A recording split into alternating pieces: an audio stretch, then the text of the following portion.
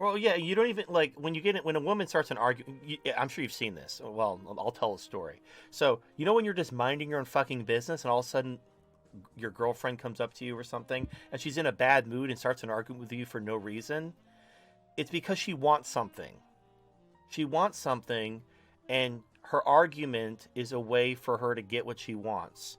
So if you play her game and you engage in whatever bullshit's coming out of her mouth, she's going to try to steer you towards the resolution that she desires. All you got to do is be like, "All right, stop. Tell me what you want. We're not doing this shit. What do you want?" And here's the thing: the reason why women do this is because most men have a default of saying no, saying they have to be given a reason to say yes. So they by default say no. So women have to use manipulation to get them to say yes. But you just communicate. Look, tell me what you want. I've literally said this to women. Tell me what you want. If I don't have a good reason to say no, I'll say yes. If I have a good reason to say no, I will explain what it is. And if you have some other information that negates my concerns, I'll say yes. So tell me what you want. And I've literally seen arguments evaporate where she'll go from argumentative to she'll pause, she'll tell me what she wants, I'll say yes, and then she's happy. Like the argument was bullshit. There was no argument. It was like the cake from Portal. It was a lie. It was just it was a tactic to try to get something. But I just asked her what she wanted and told her I'd say yes unless I had a reason to say no. She told me what she wanted. I said, sure, that's fine. And then she was happy. And then everything was fine. And I just saved like, I don't even know how many hours of us arguing over fucking nothing. That for an argument that was just there to get something out of me that I would have just given her if she asked directly. But that's just how women think. Because women, they can't do for themselves. They need other people to do stuff for them. So they rely on manipulation and nagging and bullshit to try to get stuff from people. Because I don't want to say they're parasitic. It's a symbiotic relationship. Like women do have things that men desire. So there is some give and take. But it's women go about it in a very dishonest, manipulative way. And so you have to kind of like call them on their bullshit and essentially you have to demand a mutually beneficial exchange. Like I made a good faith, honest effort to become a woman. I studied how they walk, how they think, the attitudes that they take, the subtleties. And, your brain changes a lot on estrogen, by the way. One of the most drastic changes that happens is that you no longer feel bad about lying, that your brain just like transforms into this thing where everything you say is like a chess play. You're constantly trying to use words to form the situation in your favor, and you can't help it. I think the estrogen literally does that to you. Let me confirm something that I've heard from people.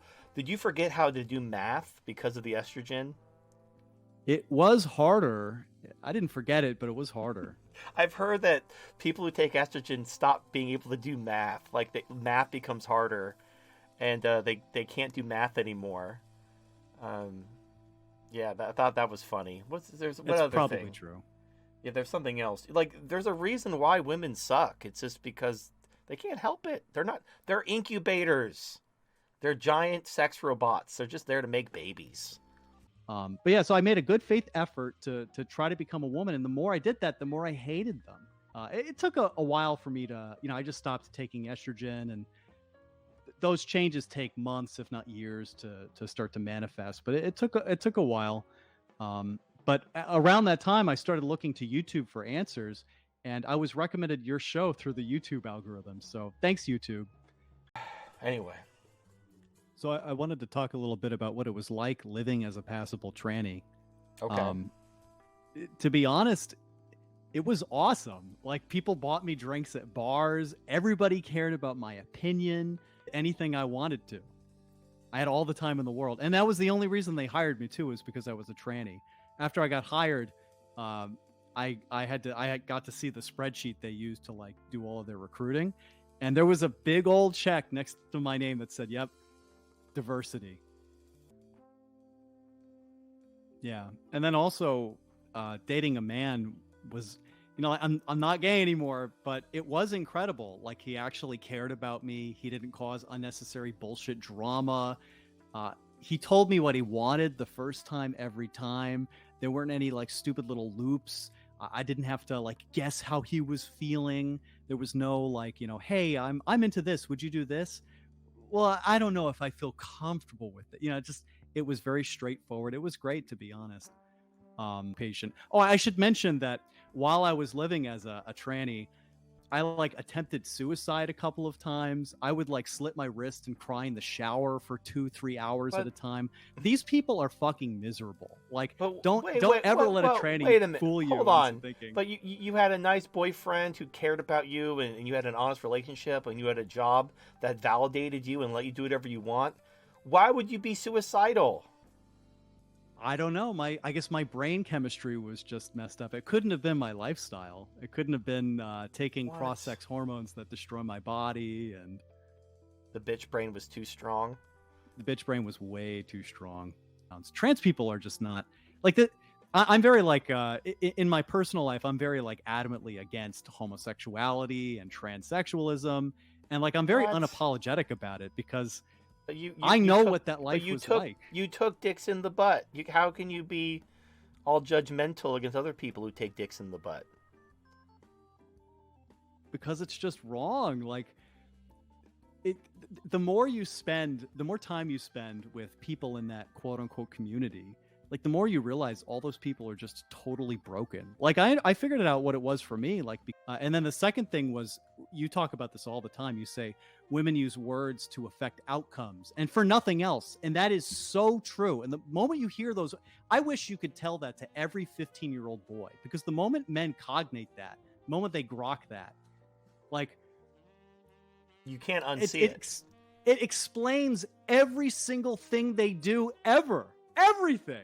So it's like when you go to a store, like let's say you go to some sleazy car dealership, and the used car dealer is trying to rip you off, but he has a car that you want. So you have to just call him out on his bullshit. Like, look, let me look at the car. I'm gonna take it to a mechanic. He's gonna find everything wrong with this car. So if this car's got some fucked up shit wrong with it, I'm gonna find out. So just tell me to me straight. I want to buy the car, but don't fuck with me. Just give me the fair price. You'll make a profit. I'll get the car. We'll both be happy. Let's do business. If you fucking jerk me around and waste my time, I'm not gonna give you the money. So are we doing business or not? And even a sleazy car dealership will be like, okay. Okay, this guy knows what he's talking about. And you can do business with someone like that, but you got to basically cut through their bullshit and basically stand up for yourself, and they'll realize, oh, this guy, he's not going to be manipulated. I guess I better like actually do business with him. And that's all women are. Women are sleazy used car dealers, and so you have to call them down to the mat. You got to stand your ground. And like you were saying a minute ago, it's adversarial in a way, but it's not. It's both cooperative and competitive. Women are looking for the best deal they can get while paying the smallest price. They want to get the most out of you while giving you the least. But the thing is, here's the thing. You have leverage over women because they need you and you don't need them. Just like the car dealership. A sleazy car dealer needs you to buy his cars or he goes bankrupt. You don't need him. You could buy your car from somewhere else. He needs you. So that's the leverage you have as a customer. So you can basically stand your ground and be like, look, this is how we're going to do business, or we're not going to do business. So are we doing business or not? And they're going to be like, yeah, let's do business. They'll learn how to fucking fly right after that. And yes, it's adversarial in a way because you're calling them out on their bullshit, but you're also helping each other. He wants your money more than he wants the car, and you want the car more than you want the money. So you're both benefiting. You just have to clear away the manipulation and actually do business honestly and openly. And that takes a little bit of, essentially, I don't know what the word is. I don't even know, like, you have to, it's not confidence. You have to basically take charge. You have to take charge of the relation. To use frame. You have to maintain frame, as the PUAs like to say. If you maintain frame and you call her out on her bullshit, she'll respect you. It's not frame is not some silver bullet that solves all your problems, but it clears away the bullshit so you can actually have an honest relationship. But just so you know, sure, when I told my girlfriends that, hey, just tell me what you want and I'll say yes unless I have a reason, that did solve a lot of problems. They still cheated on me. It wasn't like everything was great because I maintained frame and all my problems were solved and everything was fantastic. No, like women are still women. But it will solve many of your problems. It's like dealing with a sleazy car dealership by maintaining frame, for lack of a better term. That might help them stop the overt manipulation, but they still might try to sell you a lemon. So it doesn't solve all your problems. It's not a silver bullet panacea that makes relationships between men and women just fantastic all the way around with no downside. Women are still they still need you more than you need them. They're kind of parasitic. I would say symbiotic, but like you were saying about your fat girlfriend, she wasn't pleasing you. You were basically putting up with her bullshit and she wouldn't even jerk you off. So it's like, that's women. Like even when you take care of them, they still want to get the most out of you while giving you the least. They won't even jerk a dude off. Like, really? You ever fuck her fat rolls? You ever get, like, titty fuck her fucking muffin? No. No. Never gave yourself a fucking fat roll job? You can have that one. All right. Just me. I'm the only one who's ever fucked a fat roll? All right. I guess I'm the weirdo. You did what you did. You did what you had to survive. I did what I had to do.